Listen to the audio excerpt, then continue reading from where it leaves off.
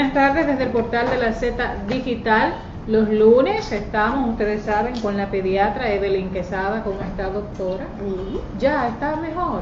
Gracias a Dios. Adelaida Martínez, una servidora. La doctora no estuvo el lunes porque estuvo delicadita de salud, pero nada grave, ya la ven aquí enterita, gracias a Dios.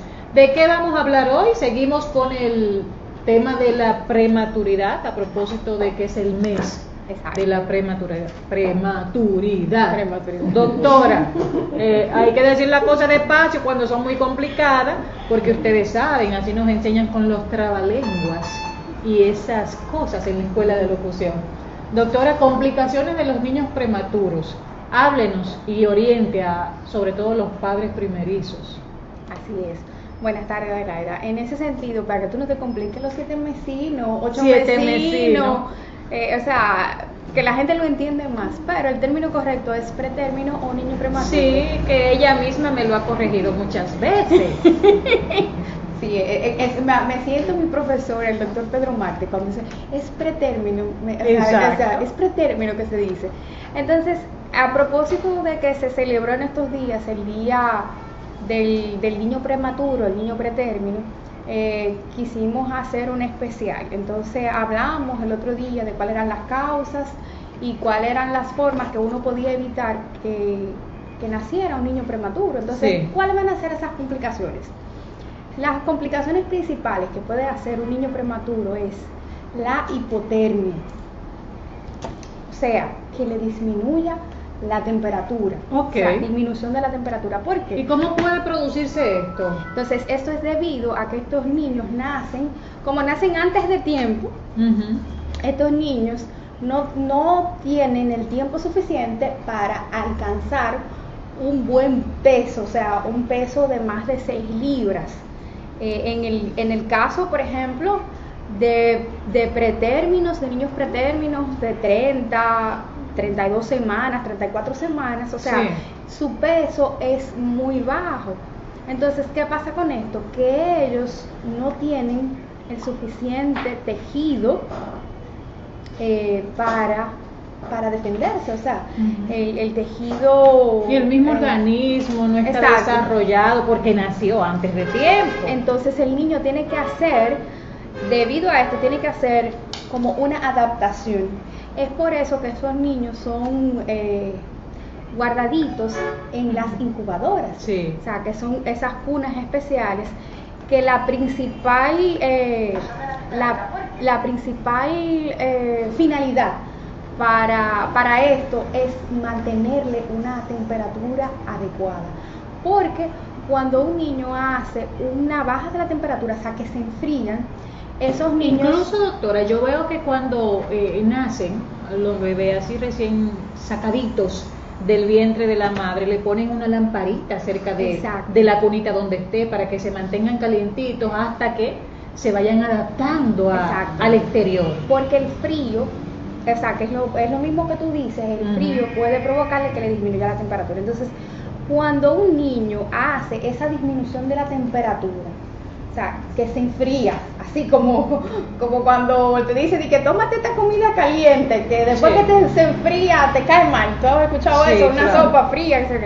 Entonces, cuando un niño de estos se enfría, esos niños hacen complicaciones que en el momento en que el médico ve al niño, o sea, pueden ser tan aparatosas las complicaciones que tú no sabes distinguir entre qué fue, o sea, qué es lo que tiene, porque es muy grave. Entonces, la recomendación a esto para los padres es que esos niños tienen que ser mantenidos en una temperatura con una lamparita.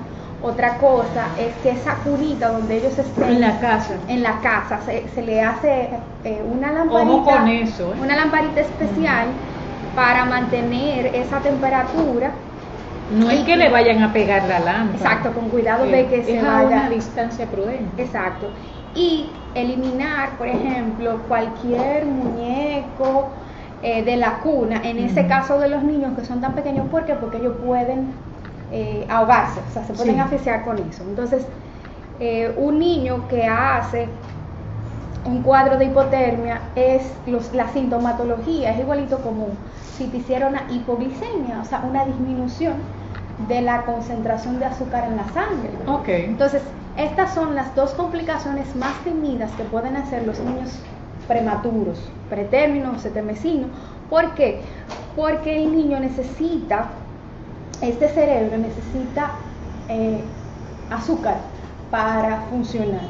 Entonces, todavía ellos no están adaptados al medio, entonces necesitan, por eso siempre la indicación del médico de que se le debe dar la alimentación cada 2 horas. Cada 2 horas. O sea, cierta cantidad el de cuidado, acuerdo al peso. el cuidado de un pretérmino es mucho más delicado que de un niño que nace Exacto. en su tiempo normal. Entonces, con respecto a eso, esa es la importancia. No sé si la semana pasada hablamos de lo de la mamá canguro. Llegamos a hablar de la mamá canguro. Hablamos una vez, sí, de Sí, eso. entonces, en este caso, lo de la mamá canguro, que también puede ser papá canguro, es el calor que le dan con la piel exacto al bebé. al niño. Entonces, esto surgió a raíz de que había en Colombia, finales de los 70, principios de los 80, había una sobrepoblación de niños en un hospital de Colombia. Entonces, un doctor dijo, pero ¿y cómo podemos solucionar esto? Porque tenemos el problema, tenemos que resolver. Entonces, se ideó que cada niño, siempre y cuando no tuviera que estar conectado a una máquina para respirar, o sea, que pudiera estar en brazos de su madre, estuviera durante el mayor tiempo posible colocado en posición vertical. Por eso es que siempre lo ven aquí adentro como si fuera como las abuelitas que usan el pecho de monedero. Entonces los niños se ponen aquí porque se necesitaba la temperatura, mantener ese calorcito. Y la temperatura humana es mucho más efectiva, además que hasta la de un abrigo. Claro, además de que hay un contacto piel con piel y se han hecho estudios de que estos niños que se les implementa el plan de la mamá canguro a lo largo de su desarrollo tienen un mayor apego, o sea, apego no, ¿cómo se dice? Como un mejor desarrollo en cuanto al manejo de las emociones, en sus relaciones interpersonales, así como también en su desarrollo intelectual. O sea, tienen un mejor rendimiento físico y mental. Bueno, le he dado 2 técnicas, aparte de la lamparita. Exacto. Puedes hacer la práctica del papá o la mamá canguro. La mamá igual que el papá puede también. Eso es muy chulo y hay un vínculo ahí muy bonito, no solamente con la madre. Yo he visto documentales donde veo al padre también. Exacto. Quitarse su camiseta, su camisa y ponerse el bebé encima de su pecho. Claro. Y ya ustedes saben, con eso lo calienta. Así es. Entonces, otra de las complicaciones que hacen los niños al nacimiento es el síndrome de estrés respiratorio, que esta es una patología, una enfermedad que se produce a raíz de que el pulmón no se desarrolla de forma adecuada. O sea, lo que produce el pulmón, que es lo que permite que el pulmón se expanda, o sea, que se llene de aire, porque en la barriga ese pulmón está lleno de agua, de líquido. Sí. Entonces, en el momento del nacimiento, cuando el niño dice guay, cuando nace, entonces, por eso es que uno dice, sí, grita, y por eso la importancia de que el niño grite al nacer. Porque limpia sus pulmones. El pulmón, en ese momento el pulmón se expande, entonces es como cuando se coge una esponja que se exprime. Entonces todo ese líquido se reabsorbe y se llena entonces de aire. Aprendimos algo. Sí. ¿Por qué la importancia de que el bebé grite cuando nace? O sea, que tenga un buen llanto, que tenga un llanto fuerte. Entonces, para que se realice eso. Entonces, de forma normal, en ese pulmón, quien va a permitir que se haga ese intercambio entre el aire, el gas, o sea, a nivel pulmonar, es el surfactante. Entonces, eso es una grasa, exacto, el surfactante pulmonar o alveolar es un fosfolípido, es una grasa que la produce de forma normal el humano. Entonces, pero eso se produce después de cierta semana, aproximadamente a las 34 semanas es cuando se completa la formación de ese pulmón, de tener la capacidad de expandirse. Pero hay niños que aún después de esta semana pueden presentar el síndrome de estrés respiratorio, o sea, niños de 36 semanas, niños de 37 semanas pueden... Estrés respiratorio. Exactamente, entonces por eso se le debe de colocar ese medicamento que recibe el nombre de surfactante pulmonar y por eso lo indicado colocan, por su médico. Exacto, y lo colocan entonces en una máquina para respirar, que es lo que se llama el ventilador, que es lo que hace ese intercambio entre el gas y el aire para que el niño, para que el niño respire y ese pulmón se pueda expandir, o sea, para que la gente más o menos entienda. Entonces, esta es una de esas complicaciones. Otra complicación muy temida es que los niños pueden hacer sangrado a nivel cerebral. Ay, y entonces, eso es delicado. En los niños, sobre todo, los niños que pesan menos de 3 libras, 3.3 libras aproximadamente son 1500 gramos. Entonces, lo que sería el peso muy bajo, que es otra de las complicaciones que pueden hacer estos niños que nacen antes del término, tener un peso bajito, o sea, por debajo de la estimada. Entonces, estos niños que tienen un peso por debajo de los 1500 gramos están más expuestos a hacer hemorragia intraventricular, o sea, a hacer un sangrado a nivel cerebral. ¿No hay algo para evitar eso? No, no es prematuro. Pero hay niños que no lo presentan. Entonces, uno de los métodos que hace el médico, un método diagnóstico para darle seguimiento, es que se le hace una sonografía. La misma sonografía como se hace a nivel intrauterina, pero esta sonografía ya después que el niño nace, o sea, en estos niños específicamente que nacen por debajo de los 1500 gramos, se realiza una sonografía que es para verificar la mollerita. Entonces, esa sonografía se llama sonografía transfontanelar.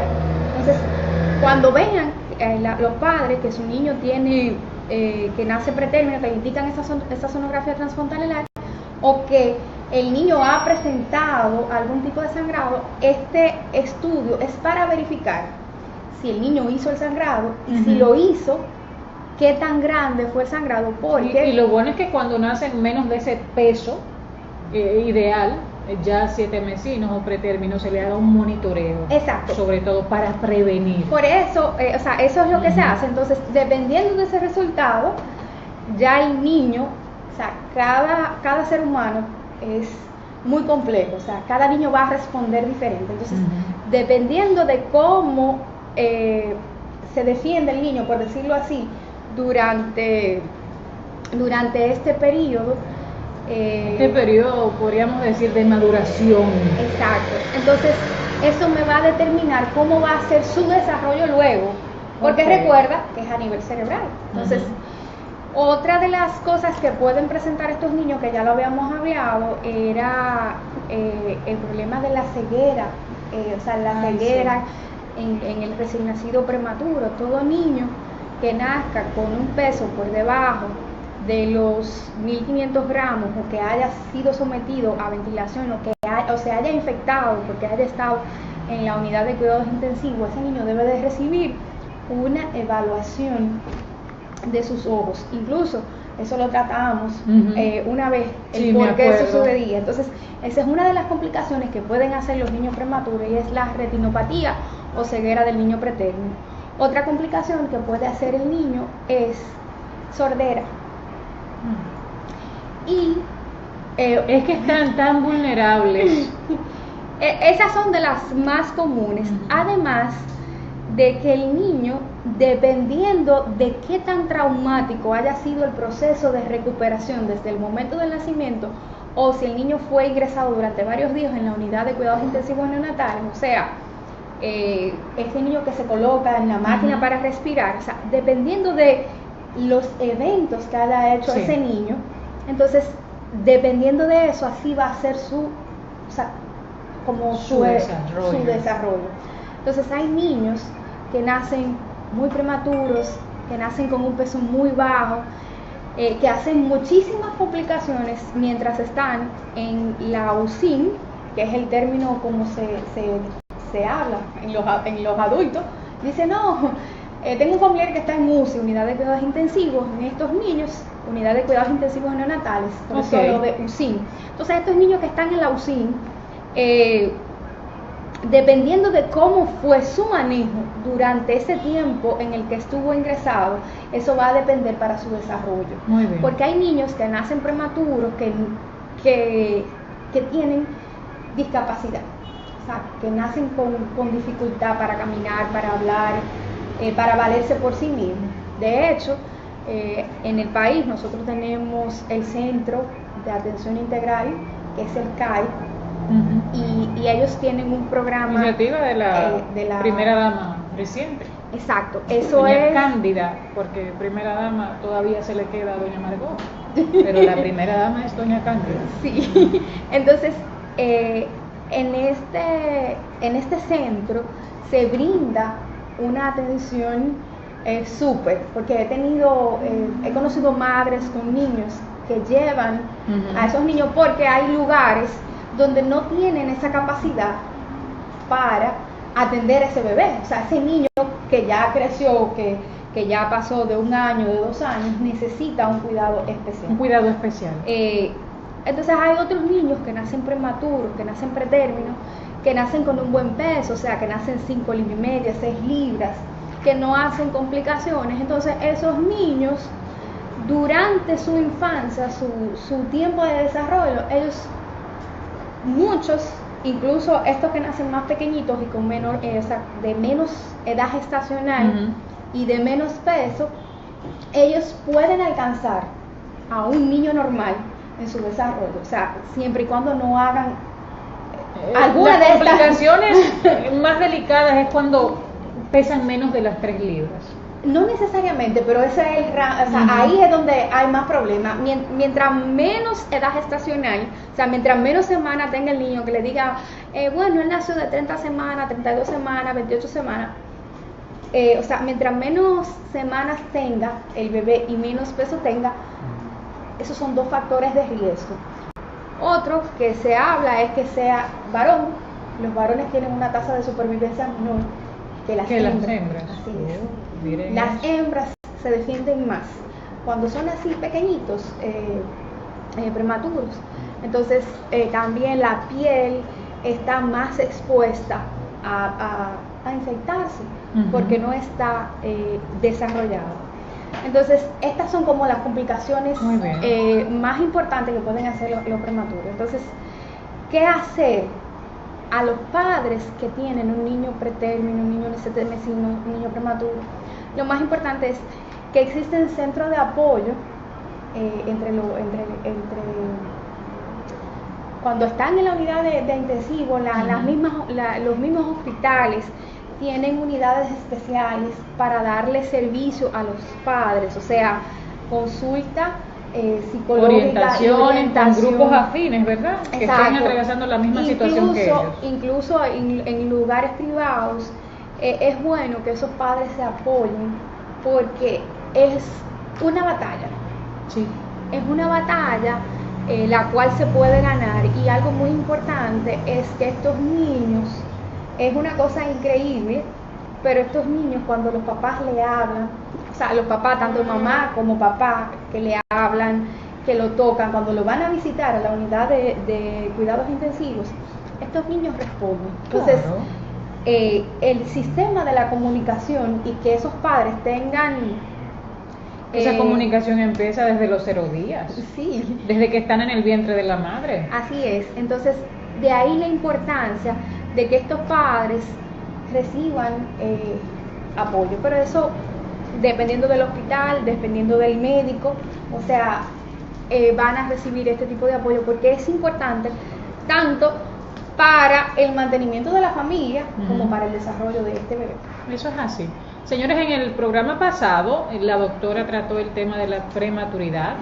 Ahí ustedes pueden también chequear cómo evitar, ¿verdad? Para tener un embarazo saludable, qué la mujer debe hacer y no hacer durante su gestación para que pueda tener un parto con el tiempo de gestación prudente para que su niño salga en el tiempo adecuado. Y si no sale en el tiempo adecuado, pues aquí está el segundo programa de hoy sobre la prematuridad, para que puedan orientarse, tomarlo con calma y hacer las cosas que tienen que hacer para que su bebé pueda desarrollar esos órganos y esa piel que está tan sensible. Doctora, muchísimas gracias, muy interesante el programa de hoy y muy educativo sobre todo.